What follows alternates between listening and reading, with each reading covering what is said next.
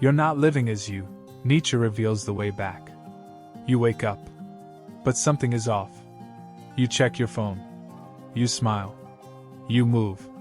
But you're not really here. Not fully. Not honestly. You play your role, partner, worker, friend.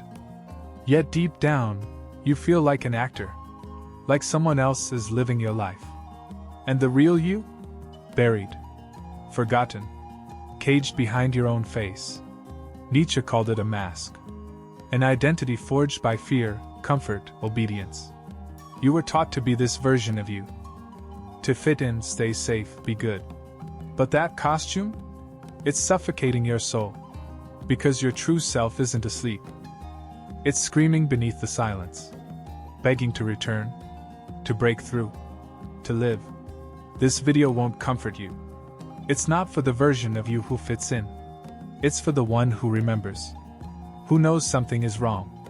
And who's ready to burn the lie and rise. If you still have the courage to find yourself. Like. Subscribe. Ring the bell. Because this is your way back. Part 1. The ghost you became. You weren't born as this polished, polite, self-doubting version of yourself. You were born raw, wild, unapologetic, full of fire. But little by little, they chipped away at that flame. Don't say that. Be nice. Calm down. So you learn to suppress the chaos. To tame the instinct. To become acceptable. But what they called growing up was actually a burial. They didn't raise you to be yourself. They raised you to be manageable. And now here you are, looking in the mirror at a stranger with your eyes. Someone who smiles on command, follows all the right rules, and still feels empty. Nietzsche saw this coming. He called it ressentiment, a slow poison that turns strength into obedience, freedom into guilt, and desire into shame. You were taught to suppress your will, to feel bad for wanting more, to silence the animal within. But that animal never died. It just learned how to hide. You think you're a failure because you're tired. But you're tired because you're not living.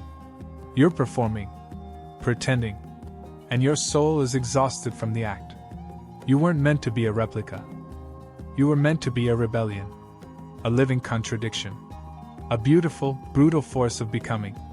The anxiety you feel at night? That's your real self trying to break through.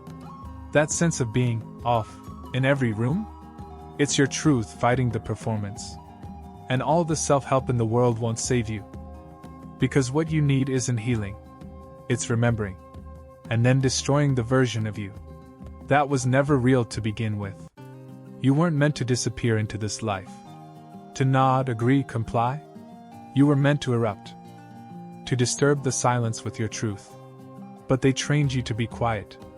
To trade authenticity for approval. To lower your voice just to belong. And now the voice inside is screaming. The pain isn't random. It's a message. The hollowness is a symptom. The ghost is not who you are. It's who you became to survive. But survival isn't living. And this shell you wear? It's cracking. If this feels like your reflection, comment below. When did you first feel like you disappeared? Part 2. The inheritance of obedience. Before you even had language, you were absorbing commands. Not with words, but with stares, gestures, tension. They taught you what to fear without saying a thing. Don't cry. Don't speak too loud. Don't want too much. So you stopped crying. You lowered your voice. And you started shrinking. Obedience became your mother tongue. Not curiosity. Not freedom. You learned to check others' faces before you spoke. To anticipate rejection before desire.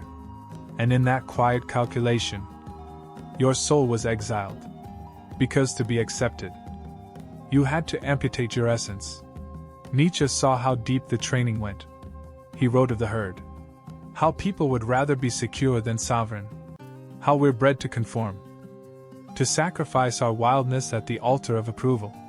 And once that seed is planted, we no longer need to be controlled. We control ourselves. We become our own prison guards. The worst part? You think it's your choice. You think you're being responsible, mature, wise. But it's not wisdom. It's programming. A set of invisible rules etched into your nervous system. Smile here. Stay silent there. Doubt yourself just enough to stay small. You wonder why you sabotage your dreams. Why you never finish what you start. It's not laziness. It's obedience. It's the ancient reflex of not stepping too far. Of not becoming too much. Because being too much used to mean being abandoned. They made you believe that being you was dangerous. So now, every time you get close to truth, you retreat. You shrink again. You sabotage. Not because you're weak, but because you were trained to survive. By becoming invisible. This is why self-love feels fake. Why freedom feels terrifying. Because deep down, you associate truth with punishment. Authenticity with exile. Desire with danger. And until you confront that root, no surface change will matter. You inherited obedience like a curse. But you also carry its antidote. Will. The will to face your conditioning. To look at what they did to you. Not with blame, but with fire. And then, to burn every inherited lie they wrapped around your name. If you've ever felt like your fear isn't yours, that it came from generations before you, comment below. You're not alone. Part 3. The collapse before the rebirth. At some point, it starts to crack. You wake up and can't fake it anymore. The smile doesn't hold. The routine feels like death. You try to do what works, but it doesn't work anymore. You don't know who you are, only who you're supposed to be. This is the collapse. And it's sacred. Nietzsche called it the death of God. But not just in religion. It's the death of every false god you've worshipped. Success, approval, perfection. It all starts to rot in your hands. And it feels like you're dying too. But you're not dying. You're shedding everything that was never truly yours. Every voice, belief, expectation is falling off. And yes, it's terrifying. Because when the illusion breaks, there's nothing left to hold on to. This is where most people run. Back into the mask. Back into the job, the image, the safety. But if you resist that urge, if you stay in the void just a little longer, you start to hear something. Something ancient. Something honest. Nietzsche called it becoming. Not arriving. Not achieving. But becoming. A constant eruption of who you really are. A process that requires death after death. Identity after identity. Until only truth remains. It's not pretty. It doesn't trend. It's ugly, raw, chaotic. You'll lose people. You'll disappoint expectations. You'll scare the parts of yourself that still crave comfort. But you'll feel alive. The pain doesn't mean you're broken. It means you're birthing something real. And every tear, every confusion, is carving space for your return. Your real return. Not to who you were, but to who you've always been beneath it all. You don't need to be rebuilt. You need to be revealed. And revelation only happens through fire, collapse, and surrender. So if everything is falling apart, good. It means you're close. If you've ever felt like your life was ending just before something deeper began, comment below. This is the moment that changes everything. Part 4. The mirror of the world. You think the world reflects who you are. But most of what you see is a mirror of who you pretend to be. They don't react to your soul. They react to your performance. Your curated words. Your filtered feelings. Your well-practiced silence. And then you wonder why you feel unseen, unloved, misunderstood. But how could they see you if you've never shown them who you really are? The world rewards the false self. It gives applause to the mask. It celebrates conformity wrapped in a costume of uniqueness. You get praise for being digestible, marketable, safe. But your soul wasn't made for applause. It was made to disrupt. Nietzsche knew the danger of this dynamic. He saw that most people don't live. They adapt. They mold themselves to systems that punish authenticity and elevate obedience. And in doing so, they lose the ability to even desire truth. The more you play the game, the more the game becomes your identity. You chase what others want you to want. You desire what they told you is success. But at night, when the noise dies, you feel the emptiness, the hollowness of a life well performed but unlived.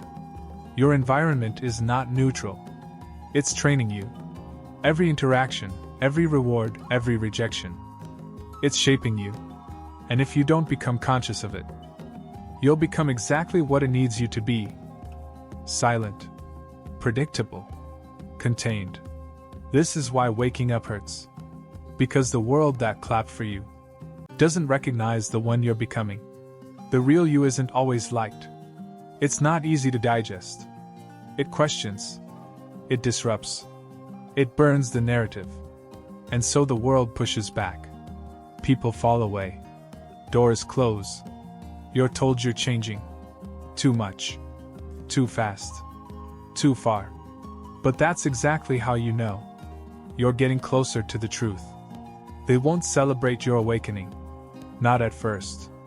Because your light exposes their sleep. Your rebellion threatens their routine. And your truth, your wild, beautiful, brutal truth, is a mirror they're not ready to face. So let them look away. You didn't come here to be seen by everyone.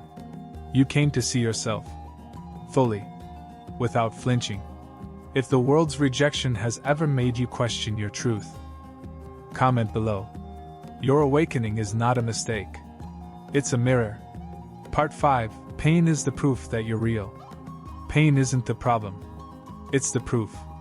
Proof that something in you is still alive. Still resisting the numbness they trained into you. You feel too much? Good. That means the mask is cracking. They'll tell you pain is a weakness. That you need to fix it, silence it, manage it. But Nietzsche saw it differently. He believed pain is sacred. A necessary violence that breaks illusion, burns delusion, and forces you back into your own body. The truth is this. If you feel no pain, you're not living. You're sleepwalking. Because becoming yourself isn't comfortable. It's a tearing. A shedding of everything false. A death of everything that kept you safe but small. Pain is not your enemy. It's your initiation. It's not a signal to retreat. It's a doorway. But most people run from it. They sedate. They distract. They drown it in noise and numbing. That's why so few ever become themselves. Because becoming requires sitting with the ache. Without flinching. Without fixing. Just feeling. Letting the burn carve out everything in you. That was never real to begin with. Nietzsche didn't preach comfort. He offered fire. He knew that only through great suffering can a great soul be born. You want clarity? Stand in the pain. You want truth? Let it destroy you. Every tear you've ever cried alone, every night you couldn't breathe from the weight, was not weakness. It was your spirit refusing to die quietly. It was your soul waking you up through the only language it had left. Because real growth doesn't feel like growth. It feels like loss, like grief, like falling apart. But that's the cost of resurrection. You can't be reborn if you refuse to die. And the part of you that's clinging, that's scared of losing control, is not your soul. It's the ghost, the obedient mask, the false self you were never meant to keep. So when the pain comes, don't run. Listen. Let it teach you what the world never could. Let it strip you down, until all that remains is the real you, the wild, untamed, unashamed soul that was always buried beneath. If you've ever felt like your pain was trying to tell you something, comment below. Because pain is not your curse. It's your path. Part 6. The threshold between who you are and who you were. There comes a moment. Not loud. Not dramatic, but quiet. Still. A moment where you feel the pull. Backward into the familiar lie. Or forward into the terrifying truth. This is the threshold. And no one can cross it for you. No mentor. No book. Not even Nietzsche. Because the final act of becoming requires solitude. It demands that you meet yourself. With no mask, no mirror, no audience. You already know what's on the other side. Clarity. Power. Wholeness. But to get there, you have to give up who you've been. All of it. The narratives. The roles. Even the pain you've grown attached to. That's the brutal part. You've built your entire life around a version of you that wasn't real. But it was safe. Now you have to burn it. Not in theory. In action. Decision. Change. Nietzsche never promised peace. He offered freedom. And freedom is violent. Not against others, but against the lie. It shatters illusions. It breaks routines. It severs the emotional addictions you once called love. You will lose things. People. Habits. False identities that fed on your silence. You will stand alone. And it will feel like death. But in that death, you will finally feel something you haven't felt in years. Real. Alive. Unshakable. Not because the world changed, but because you did. Because you remembered. Because you chose truth over comfort. Clarity over performance. And soul over survival. And that's the real awakening. Not a moment of light, but 1,000 small deaths. Not a spiritual quote, but a violent rebirth. And once you cross that line, there's no going back. So ask yourself, are you ready to lose everything that was never you? To finally become who you are?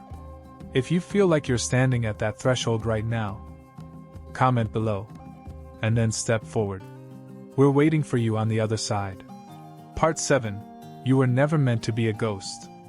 This entire time, you thought something was wrong with you. But what if the emptiness you feel isn't a flaw, but a signal? A divine alarm, telling you that the version of you you've been living was never meant to survive. Because you weren't born to be a ghost. Numb, polite, afraid. You were born to burn, to disturb, to speak the truth no one else dares to voice. And yes, that truth will cost you. But silence? It already has. Nietzsche didn't write for the masses.